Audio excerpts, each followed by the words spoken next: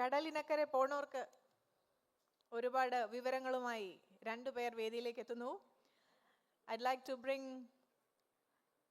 two experts on stage to speak about the opportunities, challenges and scope of studying abroad. This is going to be a fireside chat on this topic. Bringing on stage Mr. Mohammad Mustafa Khoury, who's the founder and Chief Executive Officer of EdRoots International, and Dr. Nazreen Mitlaj, founder and Chief Executive Officer at Nez and Co. Both of them joining us on stage to engage in a conversation that's surely going to bring us a lot more insights into this topic. Welcome, Nazreen. Over to both of you.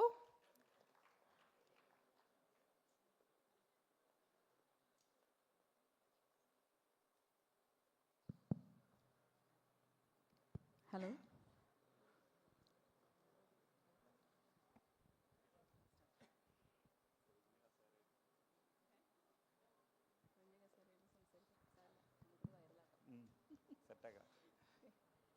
Hello, good evening everyone. It's a pleasure to be speaking before all of you today. Without further ado, I'd love to start my chat with the Mustafa Khoury, who has been in the study abroad industry for almost 17 years now, Yes, 17 years. 2 decades into this business. So today, namakku ariyam that there are so many study abroad agencies. ഞാൻ ഒരെണ്ണം തുടങ്ങിയിട്ടുണ്ട്. This was very recently and I'm doing good. But I want to know ഈ 17 വർഷം മുന്നേ when everybody were thinking about GCC, migrating എന്ന് പറയുമ്പോൾ തന്നെ നമുക്ക് ഗൾഫ് കൺട്രീസ് മാത്രമായിരുന്നു, എസ്പെഷ്യലി നോർത്ത് കേരളയിലൊക്കെ ഉണ്ടായിരുന്നത്. ആ ഒരു സമയത്ത് how did you think of UK and how did you also think of സ്റ്റുഡൻസിനെ പറഞ്ഞയക്കുന്നതിനെ പറ്റിയിട്ട്? ബിക്കോസ് ആ ഒരു സമയത്ത് അത്ര സ്പെൻഡിങ് കപ്പാസിറ്റി ഉള്ള ആളുകളല്ലായിരുന്നു. So what was your journey like? Thank you Nasreen. Thank you Jain, the Summit of Future ഒരു വലിയ ചേഞ്ച് കേരളത്തിൽ ഉണ്ടാക്കുമെന്ന് ഞാൻ കരുതുന്നുണ്ട്. സമ്മിറ്റ് ഓഫ് ഫ്യൂച്ചറിൻ്റെ മുമ്പ് എങ്ങനെയാണോ യങ്സ്റ്റേഴ്സ് ഫ്യൂച്ചറിനെ പറ്റി ചിന്തിച്ചിരുന്നത് അതിൽ നിന്ന് എൻ്റയർലി ഡിഫറെൻ്റ് ആയിരിക്കും ഇനിയുള്ള ചിന്തകളെന്ന് ഞാൻ വിശ്വസിക്കുന്നു. കാരണം മൊത്തത്തിലുള്ള ഒരു ചേഞ്ച് അങ്ങനെയാണ് എനിക്ക് ഫീൽ ചെയ്യുന്നത്. Thank you. ഇനി come to the question. Actually ഞാൻ ഈ സെഗ്മെൻറ്റിലേക്ക് വരുന്നത് 2007 എൻഡിലാണ്. ഓക്കെ, ഞാൻ എൻ്റെ അനിയൻ്റെ അഡ്മിഷനായിട്ട് കൊച്ചിയിൽ വരികയാണ്. അപ്പോൾ വിദേശത്തേക്ക് പോകുന്നതിനെക്കുറിച്ച് എങ്ങനെയാണ് അതിൻ്റെ പ്രൊസീജിയർ എന്നൊക്കെ അന്വേഷിച്ച് വന്നായിരുന്നു. അപ്പോൾ ഒരു 17 ഇയേഴ്സ് ബാക്ക് അബ്രോഡ് സ്റ്റഡി എന്ന് പറയുന്നത് ഫിനാൻഷ്യലി വളരെ സൗണ്ടായിട്ടുള്ള വെൽ സെറ്റിൽഡ് ആയ ഒരാൾക്ക് മാത്രം ആഗ്രഹിക്കാൻ പറ്റുന്ന ഒരു സംഭവമായിരുന്നു. അപ്പോൾ അത് ശരിക്കും അന്നത്തെ ഒരു സിറ്റുവേഷൻ അങ്ങനെയാണെങ്കിൽ കൂടി കുറച്ചും കൂടിയും അധികം സർവീസ് ഇത് ആഗ്രഹിക്കുന്ന ആൾക്ക് കൊടുക്കാൻ പറ്റിക്കഴിഞ്ഞാൽ ഒരുപാട് പേര് ഇത് അച്ചീവ് ചെയ്യാൻ പറ്റും എന്ന് റിയലൈസ് ചെയ്യുന്നു ഞാൻ. അപ്പോൾ അതിൻ്റെ ബേസിൽ ഞാൻ കുറേ റിസർച്ച് നടത്തി എങ്ങനെ ഇത് കുറച്ചും കൂടിയും സിംപ്ലിഫൈഡ് ആക്കാം എന്ന് കുറച്ച് വർക്കൗട്ട് ചെയ്തപ്പോൾ ഒത്തിരി കാര്യങ്ങൾ എനിക്കതിൽ കാണാൻ പറ്റി. ദ മെയിൻ തിങ് എന്ന് പറയുന്നത് എന്താ വെച്ച് കഴിഞ്ഞാൽ ഇപ്പോഴത്തെ പോലെ ടെക്നോളജി അത്ര അഡ്വാൻസ്ഡ് അല്ല എന്ന്. അപ്പോൾ ആളുകൾക്ക് വിദേശത്തേക്ക് ഒരാൾ പോയി കഴിഞ്ഞാൽ അവിടെ എന്ത് സംഭവിക്കും എന്നുള്ളത് എന്താ പറയുക ഒരു ഊഹിക്കാൻ പറ്റാത്തൊരു സിറ്റുവേഷൻ ആയിരുന്നു. അപ്പോൾ അതിൽ മെയിൻ കൺസേൺ സ്റ്റുഡൻറ്റ് അവിടെ എത്തിക്കഴിഞ്ഞാൽ ഓൺ അറൈവൽ സപ്പോർട്ടാണ്. ഓക്കെ, സെക്കൻഡ് തിങ് എന്ന് പറയുന്നത് ഫണ്ടിൻ്റെ അവൈലബിലിറ്റിയാണ്. ഇപ്പോഴത്തെ പോലെ ബാങ്കുകളൊന്നും അത്ര അങ്ങോട്ട് എന്താ പറയുക സപ്പോർട്ടീവ് ആയിരുന്നില്ല. പിന്നെ ഫണ്ടിങ് റിലേറ്റഡ് ആയിട്ട് ഒത്തിരി കൺസേൺസ് ഉണ്ടായിരുന്നു. അങ്ങനെയൊക്കെയുള്ള കുറച്ച് പ്രശ്നങ്ങൾ ഇതിലുണ്ട്. അതൊന്ന് എന്താ പറയുക സിംപ്ലിഫൈഡ് ആക്കി കൊടുത്താൽ ഒത്തിരി പേർക്ക് പോകാൻ പറ്റുമെന്ന് ഞാൻ റിയലൈസ് ചെയ്തതിൻ്റെ ബേസിലാണ് ഞാൻ ഇൻഡസ്ട്രിയിലേക്ക് വരുന്നത്. ആക്ച്വലി ശരിക്കും എഡ്രൂട്ട്സിൻ്റെ ലോഗോ ശ്രദ്ധിച്ചിട്ടുണ്ടോ അറിയില്ല നസ്രീന്. ഞങ്ങൾ ബേഡാണ്. ഈ ബേഡിന് കുറച്ച് വിങ്സ് കൂടുതലാണ്. ഈ വിങ്സ് എന്താ വെച്ച് കഴിഞ്ഞാൽ മറ്റുള്ള ഏജൻസിൽ നിന്ന് നമ്മൾ കുറച്ചധികം സർവീസ് കൊടുത്ത് സ്റ്റുഡൻറ്റിനെ വിദേശത്തേക്ക് പറക്കാൻ കുറച്ചും കൂടി നമ്മളെപ്പോഴും പറക്കാൻ വേണ്ടിയിട്ടാണല്ലോ വിങ്സ് ഉണ്ടാവുക. ആ എനർജി കൂടുതൽ കൊടുക്കുക എന്നുള്ള ബേസിലാണ് നമ്മൾ ആ ലോഗോനെ അങ്ങനെ ഡിസൈൻ ചെയ്തിട്ടുള്ളത്. ഒരു ചിറക് കൂടുതലാണ്. ആ ചിറക് കൊണ്ട് നമുക്ക് 18,000-ലധികം വിദ്യാർത്ഥികളെ ലാസ്റ്റ് 17 വർഷത്തിനിടയിൽ വിദേശത്തേക്ക് പറഞ്ഞു വിടാൻ പറ്റിയിട്ടുണ്ട്. അപ്പോൾ ആ ചിറക് എന്ന് പറയുന്നത് അന്നത്തെ കാലത്ത് നോർമൽ ഒരു ഏജൻറ്റ് കൊടുക്കുന്നതിനേക്കാൾ കൂടുതൽ സർവീസ് കൊടുക്കുക എന്നുള്ളതാണ്. അത് in terms of visa documentation, financial അസിസ്റ്റൻസിൻ്റെ കേസ് ആയാലും പിന്നെ അപ്ലിക്കേഷൻ പ്രോസസ്സിൻ്റെ കാര്യമായാലും യൂണിവേഴ്സിറ്റി ഐഡൻറ്റിഫൈ ചെയ്യുന്ന കാര്യമായാലും അപ്ലിക്കേഷൻ പ്രോസസ്സിൽ വരുന്ന ഇഷ്യൂസ് സോർട്ട് ചെയ്യുന്നതായാലും സ്റ്റുഡൻറ്റിന് ഓൺ അറൈവൽ സപ്പോർട്ടായാലും എൻ്റെയർ ഇതിലും നമുക്ക് സപ്പോർട്ട് കൊടുക്കാൻ പറ്റി എന്നുള്ളത് കൊണ്ടാണ് നമ്മൾ അങ്ങനെ അധിക പേരും എന്താ പറയുക ഇതിനെപ്പറ്റി ചിന്തിക്കാത്തൊരു കാലത്ത് ഇത്ര എന്താ പറയുക ഈ ഇൻഡസ്ട്രിയിൽ നമുക്ക് നല്ലൊരു ചേഞ്ച് ഉണ്ടാക്കാൻ പറ്റിയത്. ഇതിൽ ആക്ച്വലി എന്താ വെച്ചാൽ നമ്മൾ ഫസ്റ്റ് ചെയ്തെന്താ വെച്ച് കഴിഞ്ഞാൽ വിദേശ പഠനത്തെക്കുറിച്ച് ഒരുപാട് തെറ്റിദ്ധാരണകളുണ്ടായിരുന്നു.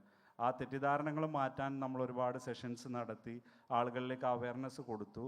നമ്മൾ എന്താ പറയുക ഇവിടുന്ന് കിട്ടുന്നതിനേക്കാൾ കൂടുതൽ ഇതിൽ കേസ് എന്താ വെച്ച് കഴിഞ്ഞാൽ ഇവിടുത്തെ യൂണിവേഴ്സിറ്റീസിന് അന്ന് കുറേ ലിമിറ്റേഷൻസ് ഉണ്ട്. ഇപ്പോഴത്തെ പോലെയല്ല. ഇപ്പോൾ ജെയിനൊക്കെ വന്നതുകൊണ്ട് ജെയിൻ പോലെയുള്ള ഒത്തിരി പ്രൈവറ്റ് ഇൻസ്റ്റിറ്റ്യൂഷൻസ് നന്നായിട്ട് ചെയ്യുന്നുണ്ട്. അപ്പോൾ ആ ഒരു കേസിൽ അന്ന് ഒത്തിരി ലിമിറ്റേഷൻസ് ഉണ്ട്. പക്ഷേ നല്ല എഡ്യൂക്കേഷൻ ആഗ്രഹിക്കുന്ന ആളുകൾക്ക് സീറ്റിൻ്റെ അവൈലബിലിറ്റിയും പ്രോബ്ലം കൊണ്ട് പറ്റാത്തത് കൊണ്ട് നമ്മൾ പുറത്ത് ഇങ്ങനെ സാധ്യതകളുണ്ട്, വിദേശത്ത് പഠിച്ചു കഴിഞ്ഞാൽ ഒത്തിരി സാധ്യത ഉണ്ട് എന്നുള്ളൊരു അവയർനെസ് കൊടുത്ത് ഈ പ്രോസസ്സിനെ സ്മൂത്ത് ആക്കിയത് കൊണ്ടാണ് നമുക്ക് ഇത്രയും കാലം ഇൻഡസ്ട്രിയിൽ നല്ലൊരു നമ്പർ ഡെലിവർ ചെയ്യുന്ന ഒരു കൺസൾട്ടൻ്റായിട്ട് നിൽക്കാൻ പറ്റിയിട്ടുള്ളത്. അതാണ് മെയിൻ റീസൺ. നമ്മളിതിനെ സിംപ്ലിഫൈ ചെയ്തു എന്നുള്ളത് തന്നെ. Very nice. I know that ഇപ്പോഴത്തെ ഒരു സിറ്റുവേഷനിൽ because you do so many numbers it's practically impossible for you to speak to any of them. അപ്പോൾ ടീമായിരിക്കും സംസാരിക്കുന്നതെന്ന് അറിയാം. എന്നാലും അറ്റ്ലീസ്റ്റ് എ ഫ്യൂ സ്റ്റുഡൻസിൻ്റെ അടുത്ത് മുസ്തഫ ഇപ്പോഴും സംസാരിക്കുന്നുണ്ടാവും. So what change did you see? അന്നത്തെ കാലത്ത് കുട്ടികൾ ഒരു ആപ്ലിക്കേഷൻ ഇടുമ്പം അവരുടെ ഒരു നോളജ് ലെവൽ അല്ലെങ്കിൽ അവരുടെ ഒരു ഇൻട്രസ്റ്റ് ലെവൽ, ആസ്പിറേഷൻസ്, അതിനെ കമ്പയർ ചെയ്തിട്ട് ഇന്നത്തെ കുട്ടികളുടെ ഒരു ഡിഫറൻസ് എന്താണ്? ഇതിൽ ആക്ച്വലി എന്ന് വെച്ചാൽ അന്ന് ഞാൻ നേരത്തെ പറഞ്ഞു ടെക്നോളജിയുടെ പ്രശ്നം. നമ്മളിപ്പോൾ ടെക്നോളജി മീൻസ് സോഷ്യൽ മീഡിയ, അങ്ങനെ കുറേ കാര്യങ്ങൾ. ഇപ്പോഴുള്ള സ്റ്റുഡൻസിന് എന്താ വെച്ച് കഴിഞ്ഞാൽ കുറച്ചും കൂടി ഈസിയാണ് കാര്യങ്ങൾ അറിയാൻ. സ്റ്റുഡൻറ്റിന് വിത്തിൻ സെക്കൻഡ്സിൽ എന്താണ് റിയാലിറ്റി എന്ന് അറിയാൻ പറ്റും. അപ്പോൾ ഇപ്പോഴുള്ള ആളുകൾ നമ്മൾ ഒത്തിരി ഗൈഡൻസ് കൊടുക്കേണ്ട ആവശ്യം ശരിക്കില്ല. പിന്നെയും എന്താ പറയുക, സ്റ്റുഡൻ്റ് ഒരു കൺസൾട്ടൻ്റ് എക്സ്പീരിയൻസ്ഡ് ആയ ഒരു ഫേം എന്നുള്ള നിലയിൽ നമ്മൾ അടുത്ത് ഒത്തിരി കാര്യങ്ങൾ ചോദിക്കാറുണ്ട്. അപ്പോൾ പുതിയ ജനറേഷൻ എന്താ വെച്ച് കഴിഞ്ഞാൽ നമ്മൾ ശരിക്കും പറഞ്ഞു കഴിഞ്ഞാൽ കുറച്ചും കൂടിയും വൈഡായിട്ട് ചിന്തിക്കുന്നുണ്ട്, കുറച്ചും കൂടിയും ഡൈവേഴ്സിഫൈ ചെയ്യുന്നുണ്ട് കാര്യങ്ങൾ. In terms of course, university, കൺട്രിയൊക്കെ കുറച്ചും കൂടിയും ഡൈവേഴ്സിഫൈ ചെയ്ത് എല്ലാ കാര്യങ്ങളും നോക്കിയിട്ടാണ് സ്റ്റുഡൻറ്റ് യൂണിവേഴ്സിറ്റീസ് ചൂസ് ചെയ്യുന്നത്. അപ്പോൾ പുതിയ ജനറേഷൻ ആക്ച്വലി എന്താ വെച്ച് കഴിഞ്ഞാൽ എല്ലാവരും അങ്ങനെയല്ല, പക്ഷേ ഗ്രാജുവലി അത് ചേഞ്ച് ആയിട്ട് വന്നിട്ടുണ്ട്. പിന്നുള്ള കേസ് എന്താ വെച്ചാൽ അബ്രോഡ് സ്റ്റഡിയിൽ എപ്പോഴും ഒരു എന്താ പറയുക ഓരോ കാലത്തും ഓരോ ട്രെൻഡാണ് മെജോറിറ്റി. ക്വാളിറ്റി എഡ്യൂക്കേഷൻ നോക്കി പോകുന്ന ഒരു ക്രൗഡ് കുറേ കാലമായിട്ടുണ്ട്. പക്ഷേ അത് ഒത്തിരി ഉണ്ടോ എന്ന് ചോദിച്ചു കഴിഞ്ഞാൽ റീസെൻ്റ് ആയിട്ടാണ് ഹൈ റാങ്ക്ഡ് യൂണിവേഴ്സിറ്റി, ഇപ്പോൾ ഒരു എക്സാമ്പിൾ പറയുകയാണെങ്കിൽ റസൽ ഗ്രൂപ്പ് പോലുള്ള യൂണിവേഴ്സിറ്റീസൊക്കെ സെലക്ട് ചെയ്ത് നല്ല എമൗണ്ട് ഫീ ഒക്കെ കൊടുത്ത് വിദേശത്തേക്ക് പഠിക്കാൻ കംപ്ലീറ്റ്ലി സ്റ്റഡീസ് പ്ലാൻ ചെയ്ത് പോകുന്ന ഒരു വലിയ ക്രൗഡ് വന്നിട്ടുള്ളത്. അപ്പോൾ ഒരു 2007 ആ ഒരു സ്റ്റുഡൻസിൻ്റെ മൈൻഡ് സെറ്റിൽ നിന്ന് ഇതുവരെ എത്തുമ്പോൾ എന്താ വെച്ച് കഴിഞ്ഞാൽ വളരെ ഹൈ റാങ്ക്ഡ് ആയിട്ടുള്ള യൂണിവേഴ്സിറ്റീസിൽ, ഇപ്പോൾ നമ്മൾ പറയുകയാണെങ്കിൽ ഒരു QS വേൾഡ് റാങ്കിങ്ങിൽ ഒരു ടോപ്പ് 150 യൂണിവേഴ്സിറ്റീസിലേക്ക് നമ്മുടെ ഒരു ഇതിൽ ലാസ്റ്റ് 1 ഇയറിൽ ഒരു 100+ സ്റ്റുഡൻസ് പോയിട്ടുണ്ട്. അപ്പോൾ QS 150 റാങ്കിങ് എന്ന് പറയുന്നത് അതിൻ്റെ ഒരു അഫോർഡബിലിറ്റി എന്ന് പറയുന്നത് ഒരു നോർമൽ 1 ഇയർ മാസ്റ്റേഴ്സിന് അറൗണ്ട് ഒരു 40 lakh rupees ഈ സ്റ്റുഡൻറ്റ് സ്പെൻഡ് ചെയ്യണം. അപ്പോൾ അതൊരു ജസ്റ്റ് സ്പെൻഡ് ചെയ്യുന്നതല്ല, സ്റ്റുഡൻറ്റ് റിസർച്ച് നടത്തി സ്റ്റുഡൻറ്റ് അതിൻ്റെ വാല്യൂ റിയലൈസ് ചെയ്തിട്ടാണ് യൂണിവേഴ്സിറ്റി ചൂസ് ചെയ്യുന്നത്. അപ്പോൾ ഒരു ലാസ്റ്റ് 7-8 years കൊണ്ട് സ്റ്റുഡൻറ്റിൻ്റെ മൈൻഡ് സെറ്റ് ആസ്പെക്റ്റിൽ ഒരുപാട് ചേഞ്ചസ് വന്നിട്ടുണ്ട് ആക്ച്വലി. അതാണ് main case. Okay. Yeah, I know.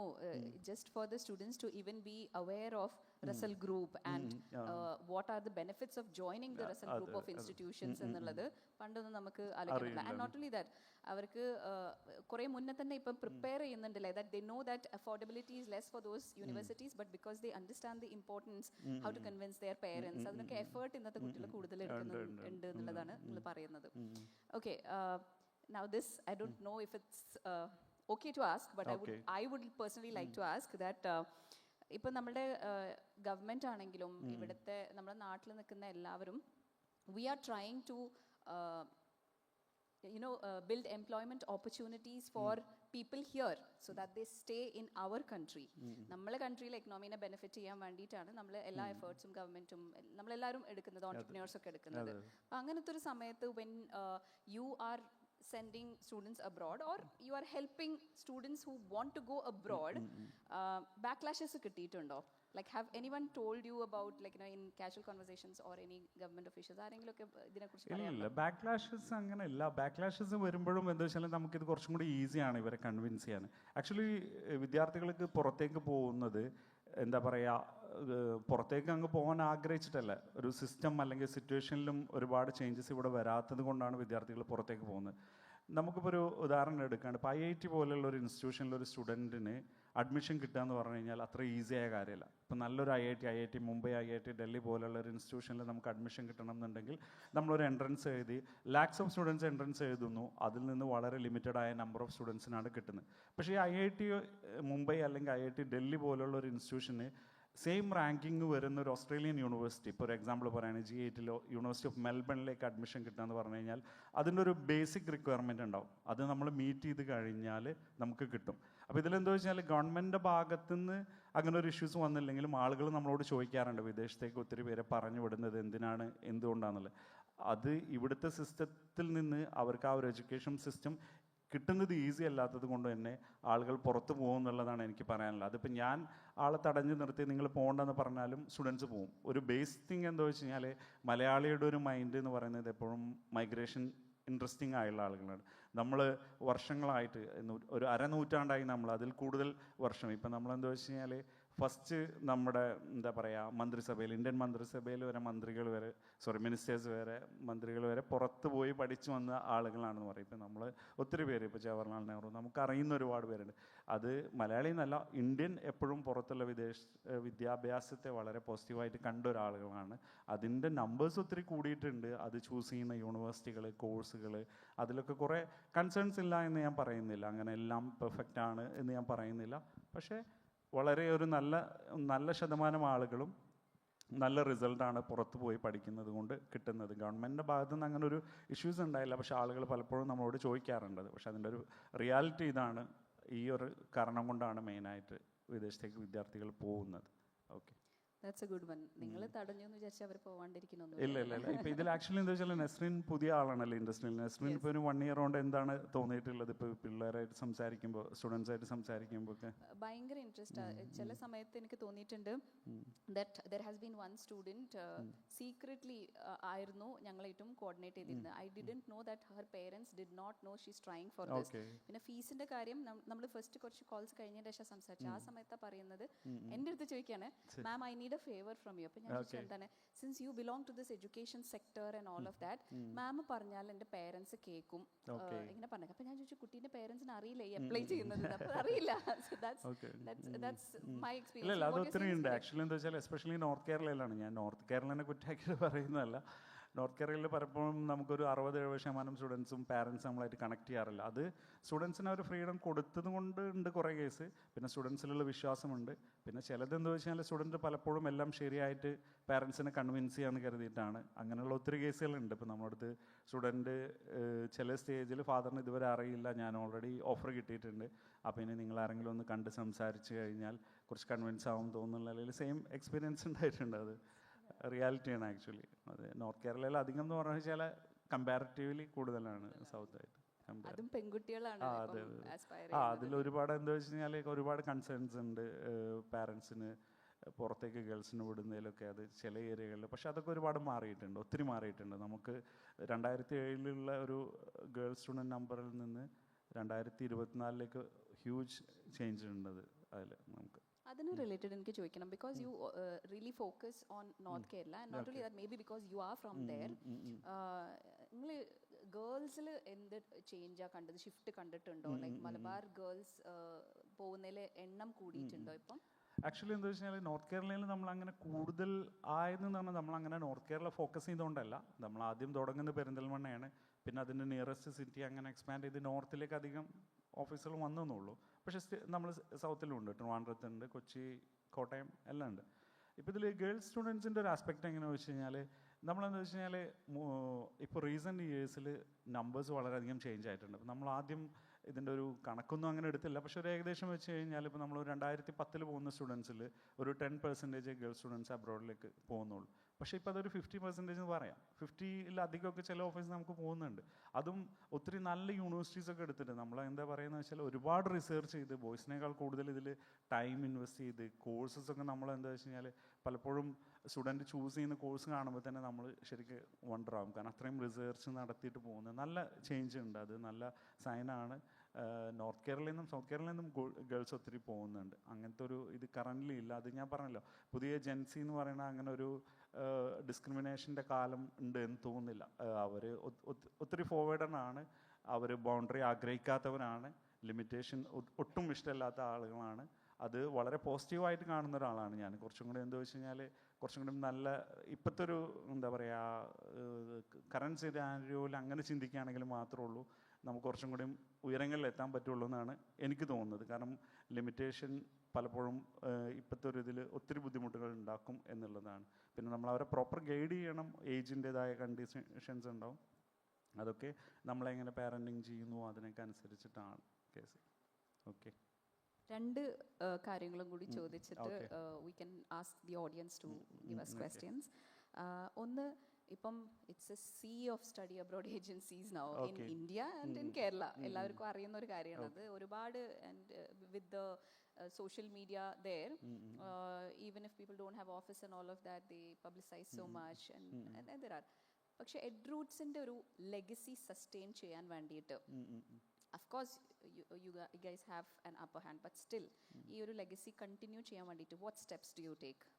ഇല്ല, ഇതിലിപ്പോൾ ആക്ച്വലി എന്താ വെച്ചാൽ നമ്മൾ പൊതുവേ നമ്മുടെ കൗൺസിലേഴ്സിനോട് പറയാറ് എന്താ വെച്ച് കഴിഞ്ഞാൽ, നിങ്ങൾ കൗൺസിലിംഗ് ചെയ്യുമ്പോൾ നിങ്ങൾ ആദ്യമായിട്ട് കൗൺസിൽ ചെയ്യുന്ന ഒരു സ്റ്റുഡൻ്റ് ആയിട്ടാണ് ഏത് സ്റ്റുഡൻറ്റിന്, നിങ്ങളൊരു 1001ാമത്തെ സ്റ്റുഡൻറ്റിനെ കാണുകയാണെങ്കിലും അല്ലെങ്കിൽ ഒരു 2000 ആ നമ്പർ ഒരു 2000 ആണെങ്കിൽ കൂടി നിങ്ങളൊരു ഫസ്റ്റ് സ്റ്റുഡൻറ്റിനെ എങ്ങനെയാണോ കൗൺസിൽ ചെയ്യുന്നത് അത്രയും കെയറോടെയും അറ്റൻഷനോടെയും ആയിരിക്കണം ഒരു സ്റ്റുഡൻറ്റിന് കരിയർ ഗൈഡൻസ് കൊടുക്കേണ്ടത്.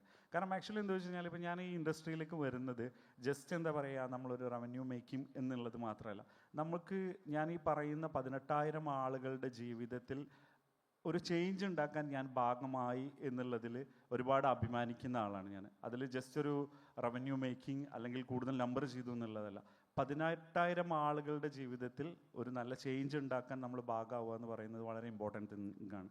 അപ്പോൾ നമ്മൾ എന്താ വെച്ച് കഴിഞ്ഞാൽ നമ്മൾ വലിയ നമ്പറിലേക്ക് പോകുമ്പോൾ ക്വാളിറ്റിയുടെ കാര്യം ഏത് ഇൻഡസ്ട്രിയിലായാലും നമുക്ക് ക്വാളിറ്റി മെയിൻറ്റെയിൻ ചെയ്യുക എന്ന് പറഞ്ഞാൽ ഭയങ്കര ബുദ്ധിമുട്ടാണ്. അപ്പോൾ ഇതിൽ നമ്മൾ എപ്പോഴും ശ്രദ്ധിക്കുന്ന കാര്യം എന്താ വെച്ച് കഴിഞ്ഞാൽ സ്റ്റുഡൻറ്റിന് നമ്മൾ അന്ന് എന്ത് സർവീസ് കൊടുത്തു, അന്ന് ഫസ്റ്റ് ടൈം ഞാൻ എങ്ങനെ കൗൺസിൽ ചെയ്തു, ഞാൻ എങ്ങനെ സർവീസ് കൊടുത്തു, ഇതേ സർവീസ് നമ്മളിപ്പോൾ ഒരു 200+ സ്റ്റാഫ് സ്ട്രെങ്ത് ഉള്ള കമ്പനിയാണ്, ഇപ്പോഴും അത് തന്നെ മെയിൻറ്റെയിൻ ചെയ്യണം എന്ന് വളരെ നിർബന്ധമുള്ളൊരു ഒരു ട്രാക്കിലാണ് നമ്മൾ കാര്യങ്ങൾ കൊണ്ടുപോകുന്നത്. അതുകൊണ്ടാണ് നമ്മുടെ ബിസിനസ്സിൽ ശരിക്കും പറഞ്ഞു കഴിഞ്ഞാൽ ഇപ്പോൾ ഒരു 1000 സ്റ്റുഡൻസ് പോവുകയാണെങ്കിൽ 50% നമുക്ക് പ്രീവിയസ് സ്റ്റുഡൻസിൻ്റെ റെഫറൻസിലാണ് കിട്ടുന്നത്. നമ്മൾ എത്ര കോടി രൂപയുടെ മാർക്കറ്റിംഗ് ചെയ്താലും ഈ റെഫറൻസിൻ്റെ പെർസെൻറ്റേജ് ഞങ്ങൾക്ക് കൂടിക്കൊണ്ടേയിരിക്കുകയാണ്.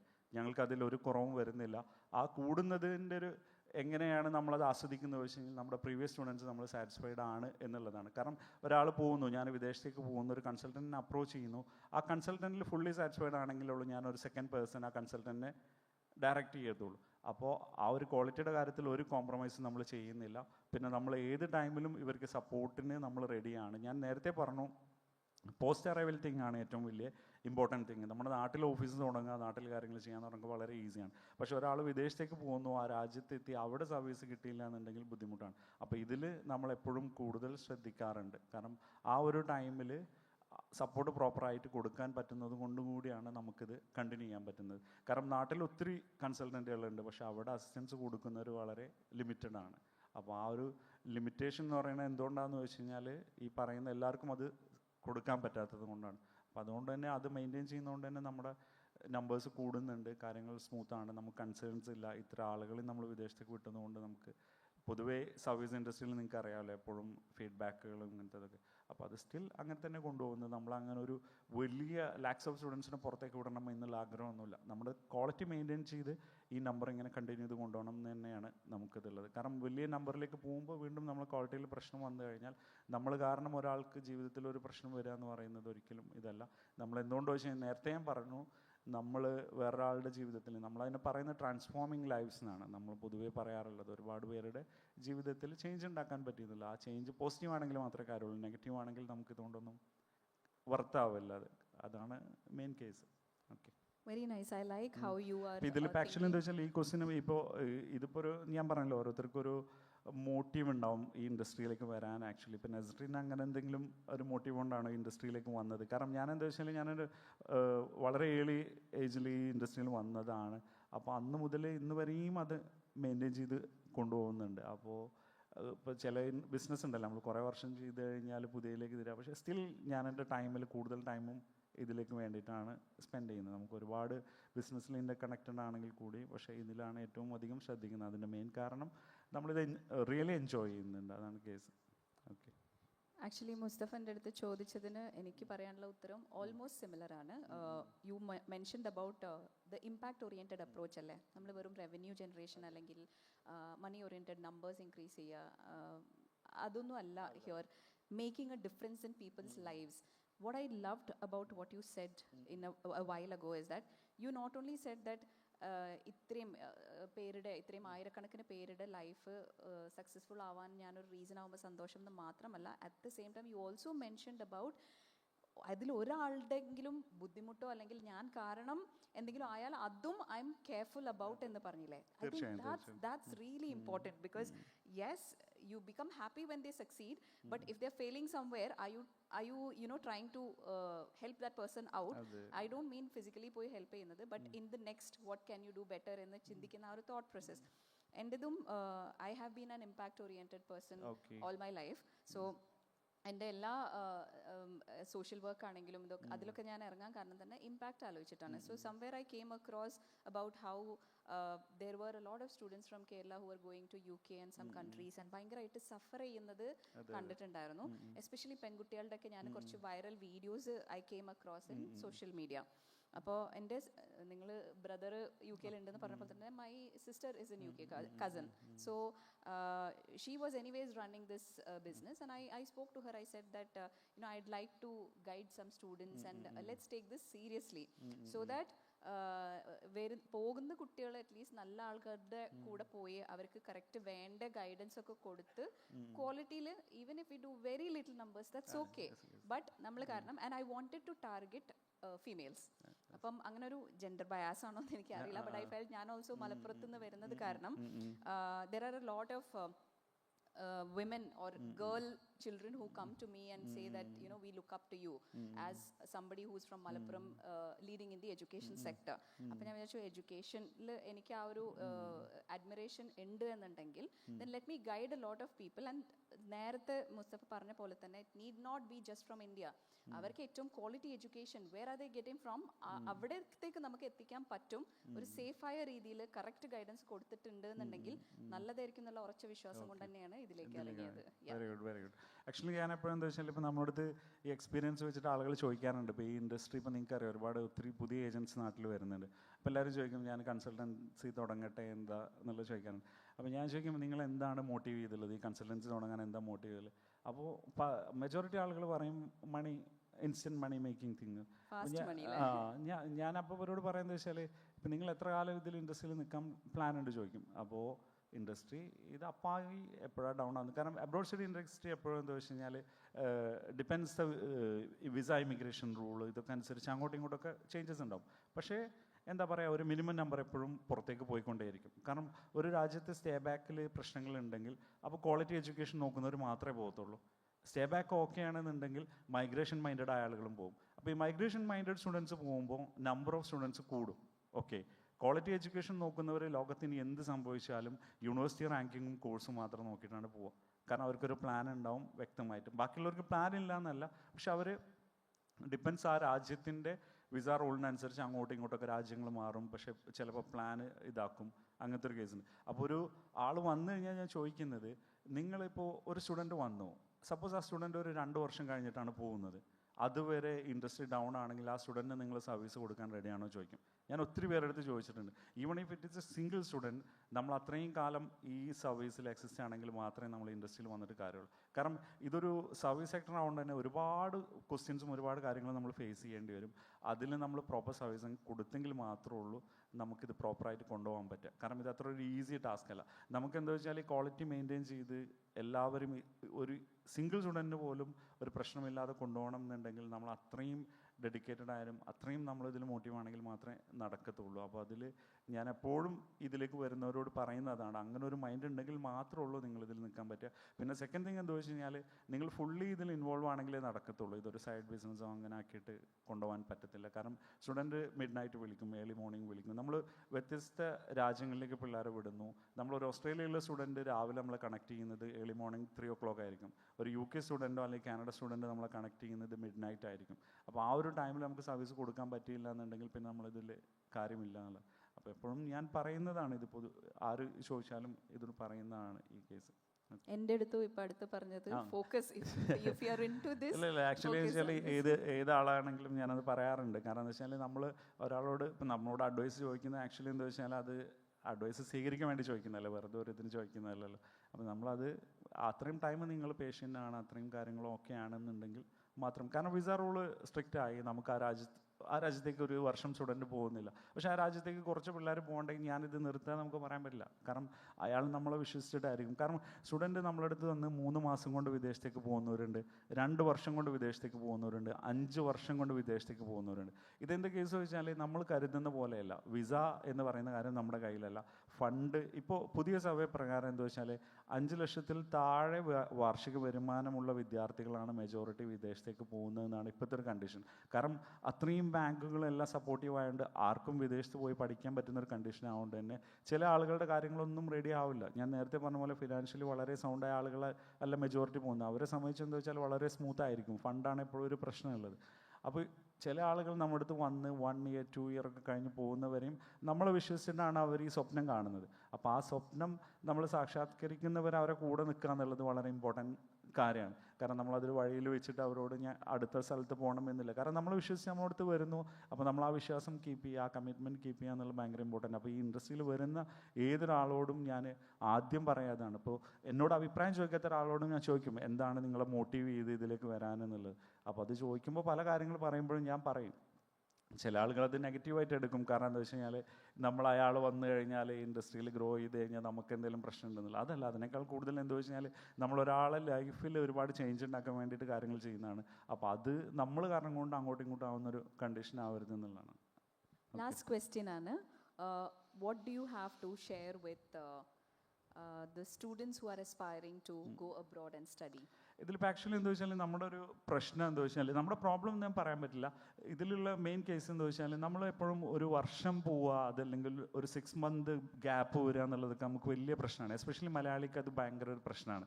ഒരു ഡിഗ്രി കഴിഞ്ഞ് ഒരു 1 year കളഞ്ഞു കഴിഞ്ഞാൽ അതിൽ സൊസൈറ്റിയും ഭയങ്കര ഇമ്പോർട്ടൻറ്റ് റോൾ എടുക്കുന്നുണ്ട്. കാരണം സൊസൈറ്റിയാണ് ഏറ്റവും അധികം സ്റ്റുഡൻറ്റിനോട് ചോദിക്കുക, പാരൻസിനേക്കാൾ കൂടുതൽ ഒന്നും ചെയ്യുന്നില്ലേ, എന്താ പരിപാടി എന്നുള്ളത്. ഇപ്പോൾ ഇതിലെന്താ കേസ് ചോദിച്ചാൽ, അബ്രോഡ് സ്റ്റഡി എന്ന് പറഞ്ഞു കഴിഞ്ഞാൽ നമ്മളൊരു സീരിയസ് ആയിട്ട് വിദേശ പഠനത്തെ നമ്മുടെ കരിയറിൽ ചേഞ്ച് ഉണ്ടാക്കാൻ വേണ്ടിയിട്ട് കാണുന്നുണ്ട് എന്നുണ്ടെങ്കിൽ നമ്മളൊരു എന്താ പറയുക n number of റിസർച്ച് നമ്മൾ ചെയ്യേണ്ടി വേണം. അതായത് ഒരു വലിയ റിസർച്ച് ചെയ്ത് നമ്മുടെ കരിയർ എന്താണ് നമ്മൾ ഐഡൻറ്റിഫൈ ചെയ്യണം, ഏത് മേഖലയിലേക്ക് നമ്മൾ പോകണം എന്ന് ഐഡൻറ്റിഫൈ ചെയ്യണം, ആ മേഖല ഏത് രാജ്യത്താണ് ഏറ്റവും അധികം കൂടുതൽ സാധ്യത ഉള്ളത് നമ്മൾ തിരിച്ചറിയണം, ആ രാജ്യത്ത് ഏത് യൂണിവേഴ്സിറ്റിയിലാണ് അത് ഏറ്റവും നന്നായിട്ട് നമുക്ക് ചെയ്യാൻ പറ്റുക എന്നുള്ളത് തിരിച്ചറിയണം. അതിൻ്റെ ബേസിൽ നമുക്ക് അതിന് ഒരുപാട് പ്രിപ്പറേഷൻസ് ചെയ്യാനുണ്ട്. ഇപ്പോൾ നമ്മളൊരു സ്കോളർഷിപ്പ് നോക്കുന്നു, ഷെവനിങ് എന്ന് പറഞ്ഞൊരു സ്കോളർഷിപ്പ് നോക്കുകയാണെന്നുണ്ടെങ്കിൽ ഈ വർഷം പാസ് ഔട്ട് ആവുന്ന ഒരു സ്റ്റുഡൻറ്റിനെ സംബന്ധിച്ച് ഈ അക്കാദമിക് ഇയറിൽ ആ സ്കോളർഷിപ്പ് കിട്ടത്തില്ല, നെക്സ്റ്റ് ഇയറിലേ കിട്ടത്തുള്ളൂ. അപ്പോൾ നമ്മൾ അത്രയും പ്രിപ്പയർഡായി നേരത്തെ തുടങ്ങി ഗ്യാപ്പ് എടുത്ത് ലോഡ് ഓഫ് റിസർച്ച് നടത്തിയെങ്കിൽ മാത്രമേ ഉള്ളൂ നമ്മൾ എന്താണ് വിദേശ പഠനം കൊണ്ട് എക്സ്പെക്റ്റ് ചെയ്യുന്നത് അത് നമുക്ക് അച്ചീവ് ചെയ്യാൻ പറ്റത്തുള്ളൂ. അല്ലെങ്കിൽ പ്രോബ്ലം എന്താ വെച്ചാൽ നമ്മുടെ എക്സ്പെക്റ്റേഷനും റിയാലിറ്റിയും തമ്മിൽ പ്രോബ്ലം വരും. ആ റിയാലിറ്റിയും എക്സ്പെക്റ്റേഷനും പ്രോബ്ലം വരുമ്പോഴുള്ള കേസ് എന്താ വെച്ച് കഴിഞ്ഞാൽ നമുക്ക് അവിടുന്ന് നമ്മൾ പോയതിന് ശേഷം നിങ്ങൾക്കറിയാം ഒരുപാട് പേര് വിദേശത്ത് പോയിട്ട് ഒരു നെഗറ്റീവ് ഫീഡ്ബാക്ക് തരുന്നൊരു കണ്ടീഷൻ ഉണ്ട്. അതിൽ മെജോറിറ്റി സംഭവിക്കുന്നത് എന്താ വെച്ചാൽ നല്ലൊരു റിസർച്ചോ നല്ല കാര്യങ്ങളോ നടത്താതെ അബ്രോഡ് സ്റ്റഡി അച്ചീവ് ചെയ്യുന്നത് കൊണ്ടാണ് ഈ പ്രശ്നം വരുന്നത്. അതിന് നല്ലൊരു ടൈം എടുത്ത് നല്ല റിസർച്ച് ചെയ്ത് കാര്യങ്ങൾ ചെയ്യുകയാണെന്നുണ്ടെങ്കിൽ നമ്മുടെ ലൈഫിൽ ആ ഒരു എഡ്യൂക്കേഷൻ ഒരുപാട് ചേഞ്ച് ഉണ്ടാക്കുന്ന അറിയാം. ഒത്തിരി പിള്ളേർ ഇപ്പോൾ നമ്മൾ 18,000-ത്തിലധികം എന്ന് പറയുന്നതിൽ അതിൽ മെജോറിറ്റി ആളുകൾ നല്ല നല്ല കമ്പനികളിൽ ജോലി ചെയ്യുന്നുണ്ട്. ഞാനിപ്പോൾ പൊതുവെ പ്രീ ഡിപ്പാർച്ചർ ഗൈഡൻസിൻ്റെ ടൈമിലൊക്കെ സ്റ്റുഡൻസിനെ കാണുമ്പോൾ പറയാറുണ്ട്, നമ്മൾ എയർപോർട്ടിൻ്റെ ലോഞ്ചിൽ നിന്നൊക്കെ സ്റ്റുഡൻസ് ചിലപ്പോൾ നമ്മൾ ഞാൻ പേഴ്സണലി അറിയണ്ടാവില്ല, പക്ഷെ നമ്മുടെ അടുത്ത് വന്നിട്ട് പരിചയപ്പെട്ട് ഇന്ന കമ്പനിയിൽ ഇന്ന പൊസിഷനിലാണ് നിൽക്കുന്നതെന്നൊക്കെ പറഞ്ഞ് പരിചയപ്പെടുമ്പോൾ ശരിക്കും പറഞ്ഞു കഴിഞ്ഞാൽ നമ്മൾ അത്രയും എന്താ പറയുക നമുക്കത് പറയാൻ പറ്റുന്നില്ല, അത്രയും സന്തോഷം നൽകുന്ന കാര്യമാണ്. അപ്പോൾ അങ്ങനെ ഒരുപാട് ചേഞ്ച് ഉണ്ടാക്കിയവരും വിദേശത്ത് പോയി പഠിച്ചിട്ടുണ്ട്. നല്ല യൂണിവേഴ്സിറ്റി, പ്രോപ്പർ പ്ലാനിങ് എന്താ പറയുക, കണ്ടിന്യൂസ് റിസർച്ച്, ഐഡൻറ്റിഫൈ ചെയ്യുക കരിയർ, ദെൻ എന്താ പറയുക, നല്ല യൂണിവേഴ്സിറ്റി ചൂസ് ചെയ്യുക, അതൊക്കെ നോക്കി കാര്യങ്ങൾ ചെയ്താൽ കുറച്ച് ടൈം എടുത്ത് ചെയ്യുക. ഇനിയിപ്പോൾ ടൈം നിങ്ങൾക്ക് വലിയ കൺസേൺ ആണെന്നുണ്ടെങ്കിൽ you start preparation very early. That means you final year start ചെയ്യുമ്പോൾ തന്നെ നിങ്ങൾ കാര്യങ്ങൾ തുടങ്ങിക്കഴിഞ്ഞാൽ കുറച്ചും കൂടി നന്നായിരിക്കും. അതാണ് എനിക്ക് പറയാനുള്ളത് ഇനി വിദേശ പഠനം നോക്കുന്നവരോടുള്ള. Okay, Thank you so much. I, as a person and as a professional, got a lot of insights. ഇതെന്തായാലും എനിക്ക് ഒരുപാട് ബെനിഫിഷ്യൽ ആണെന്ന് മുസ്തഫക്കും അറിയുന്നതാണ്. I would seek mentorship from you for this. always ready for that. Right, it would be a honor. So we would like to take one or two questions if any of the students want to ask, or anybody here. Mic pass ചെയ്യാൻ.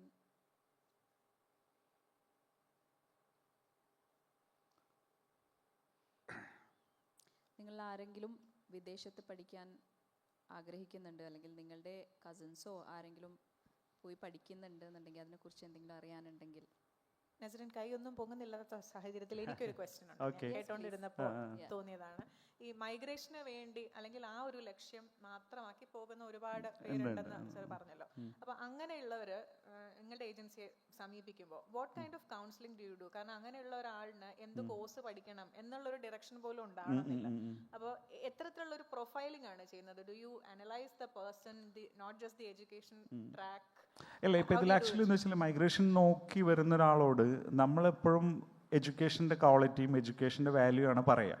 ഇതിലിപ്പോൾ migration നോക്കി വരുന്ന ഒരാളെ just നമുക്ക് അങ്ങ് പറഞ്ഞു വിടാൻ പറ്റില്ല. കാരണം ഈ മൈഗ്രേഷൻ എന്ന് പറയുന്നത് ഓരോ രാജ്യത്തിൻ്റെ നിയമത്തിനനുസരിച്ചാണ്. ഇപ്പം നമ്മളിപ്പോൾ മൈഗ്രേഷൻ പ്ലാൻഡ് ആയ ഒരാൾ വന്നിട്ട് കോഴ്സ് കഴിയുമ്പോൾ റൂൾ അതല്ലെങ്കിൽ അയാൾക്ക് അവിടെ പെർമനൻ്റ് ആയിട്ട് നിൽക്കാൻ പറ്റില്ല. അപ്പോൾ നമ്മൾ അപ്പോഴും ഗൈഡ് ചെയ്യുന്നത് എന്താണ്, നിങ്ങൾ കോഴ്സ് ഫോക്കസ് ചെയ്ത് പോവുക. ആ കോഴ്സ് ഇൻ കേസ് നിങ്ങൾക്ക് അവിടെ നിൽക്കാൻ പറ്റിയില്ലെങ്കിൽ തിരിച്ച് വരുമ്പോൾ അത് നിങ്ങൾക്ക് എത്ര ബെനിഫിഷ്യൽ ആവും എന്നുള്ളത് നോക്കുക എന്നുള്ളതാണ്. അതിൽ പിന്നെ സംഭവിക്കുന്നത് വെച്ചാൽ സ്പെൻഡിൻ്റെ കാര്യത്തിൽ മാത്രമാണ് വ്യത്യാസം വരിക. കാരണം ഒരു മൈഗ്രേഷൻ പ്ലാൻ ചെയ്ത് പോകുന്ന ഒരാൾ ഒത്തിരി സ്പെൻഡ് ചെയ്യാൻ പ്ലാൻ ഉണ്ടാവില്ല. അപ്പോൾ ഒരു ആവറേജ് അല്ലെങ്കിൽ എബോ ആവറേജ് യൂണിവേഴ്സിറ്റിയാണ് അവർ ഓപ്റ്റ് ചെയ്യുക. പക്ഷേ കോഴ്സിൻ്റെ കാര്യത്തിൽ നമ്മൾ ഒരിക്കലും കോംപ്രമൈസ് ചെയ്യാറില്ല. കാരണം നമുക്കൊരിക്കലും ഉറപ്പില്ല വിദേശ രാജ്യത്ത് പോയിട്ട് നമുക്ക് അവിടെ സ്ഥിരമായിട്ട് നിൽക്കാൻ പറ്റുമെന്നുള്ളത്. അൺലെസ് അവിടുത്തെ ഒരു പാസ്പോർട്ട് കിട്ടിയെങ്കിൽ മാത്രമേ നമുക്ക് നിൽക്കാൻ പറ്റുള്ളൂ, അല്ലെങ്കിൽ തിരിച്ചു വരേണ്ടി വരും. മൈഗ്രേഷൻ ഓറിയൻറ്റഡ് ആയിട്ട് വരുന്ന ആളുകളെടുത്തും നമ്മളൊരു ഡീറ്റെയിൽ കൗൺസിലിംഗ് എടുത്ത്, നമുക്ക് മൈഗ്രേഷൻ മൈൻഡഡ് ആയ സ്റ്റുഡൻറ്റിനാണ് കുറച്ചധികം ടൈം നമുക്ക് കൗൺസിൽ ചെയ്യേണ്ടി വരും, കുറച്ചും കൂടിയും ഗൈഡൻസ് കൊടുക്കേണ്ടി വരിക. കാരണം അവർ കാണുന്നത് എന്താ വെച്ചാൽ ഒരാൾ പോയി സെറ്റിലായി, അയാൾ ഫിനാൻഷ്യലി സൗണ്ടായി, അയാൾ അവിടെ നിന്ന് നല്ല നിലയിൽ ജീവിക്കുന്നു എന്നുള്ളത് കണ്ടിട്ടാണ് നമ്മുടെ അടുത്തേക്ക് വരുന്നത്. പക്ഷെ അതിൻ്റെ ഒരു റിയാലിറ്റി നമ്മൾ പറയും, അയാൾ പോയ സിറ്റുവേഷനും ഇപ്പോഴത്തെ സിറ്റുവേഷനും അവിടുത്തെ പോസിബിലിറ്റിയും പറഞ്ഞ് ഒത്തിരി അധികം ടൈം നമ്മൾ ഇവരായിട്ട് കമ്മ്യൂണിക്കേറ്റ് ചെയ്തെങ്കിൽ മാത്രമേ ഉള്ളൂ ഇവർ ഈ റിയാലിറ്റിയിലേക്ക് വരത്തുള്ളൂ.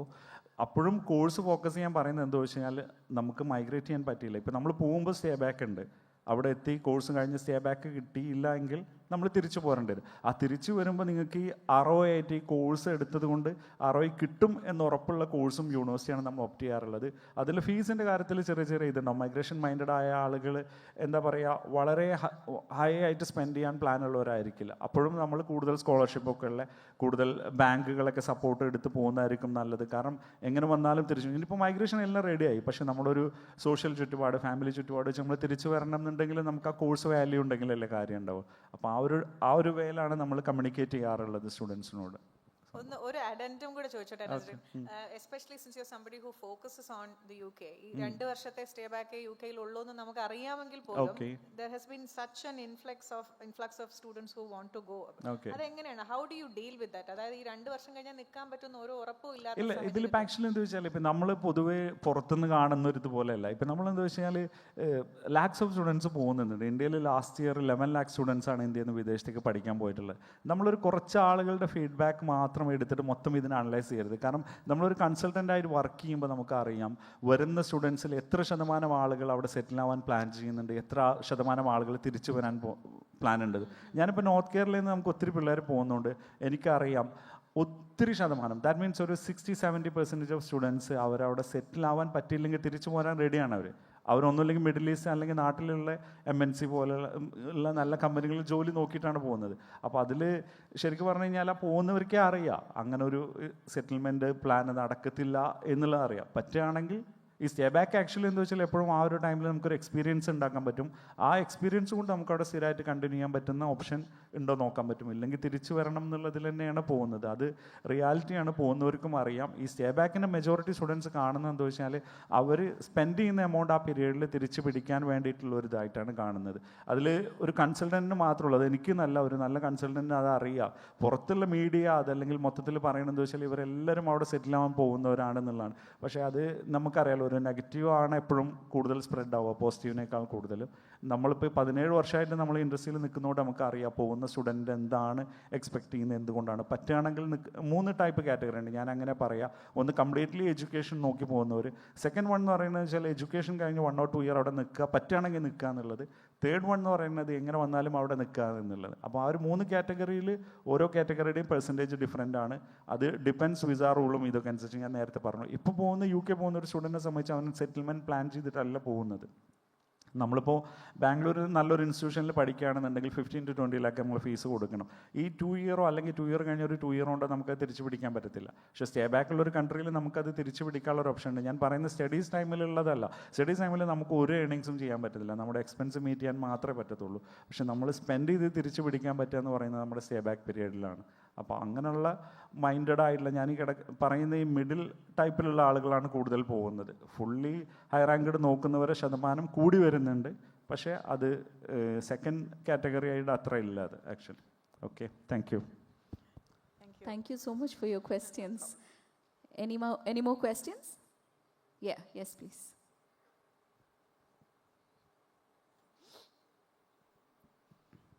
Yeah, so thank you for the opportunity.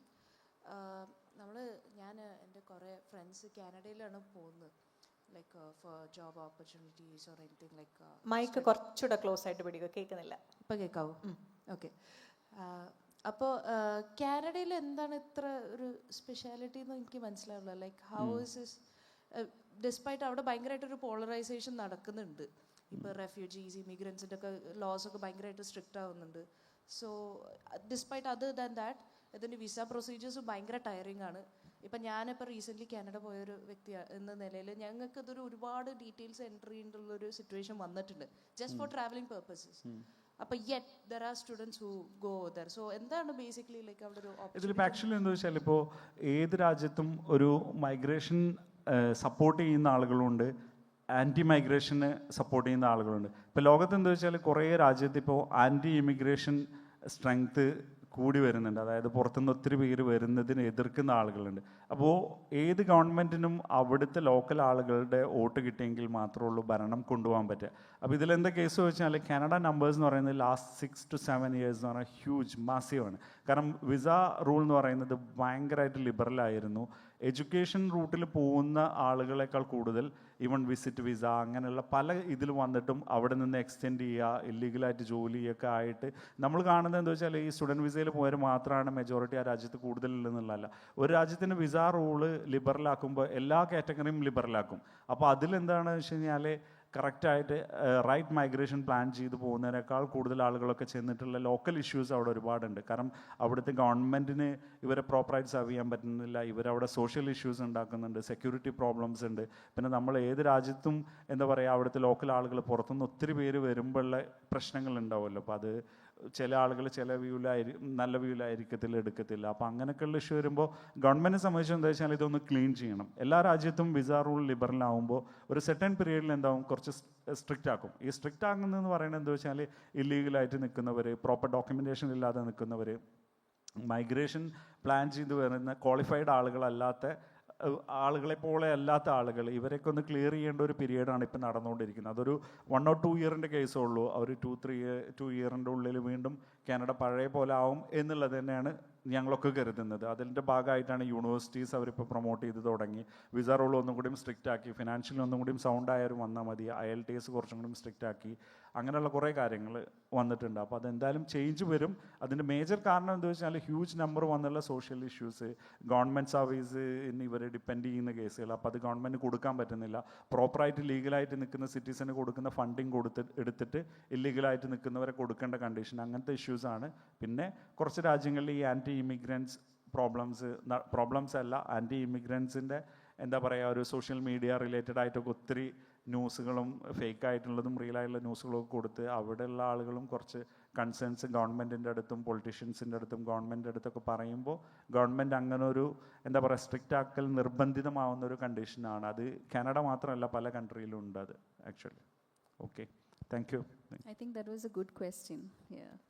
Thank you so Thank much you, for your thank you. valuable Yeah. time, Mustafa. Thank you, I Nasreen, thoroughly thank you. enjoyed this Yeah, conversation. thank you Summit of Future team. Thank you, Yeah. Tom. My thanks to the Summit of Future for this opportunity as well. Thank you, Jain University. And to present a token of appreciation to both of them, I'd like to bring on stage Mr. Tom M. Joseph, Director of New Initiatives with Jain University.